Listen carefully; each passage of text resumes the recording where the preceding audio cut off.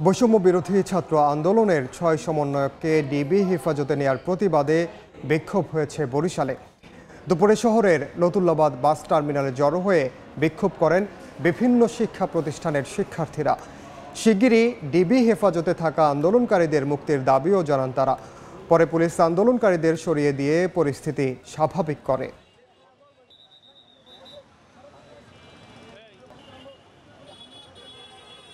BM college সহ আশেপাশের কিছু কয়েকজন শিক্ষার্থী নতুলবাদ এখানে আসছিল। তারা তাদের একটা দাবি দেওয়া ছিল যে যাদেরকে আটক করা হয়েছে তাদেরকে ছেড়ে দেওয়ার জন্য। এটা যেহেতু মামলা যারা আটক হয়েছে তাদের এসে মামলার বিষয়ে তদন্ত সাপেক্ষে তাদের ব্যবস্থা নেওয়া হবে। তো সে সংক্রান্তে আমরা তাদেরকে বুঝিয়ে তাদেরকে আমরা যে এখান থেকে সরিয়ে দিয়েছি।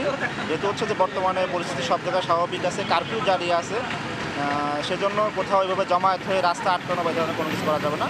তারা আমাদের কথা শুনে তারা অলরেডি চলে গেছে।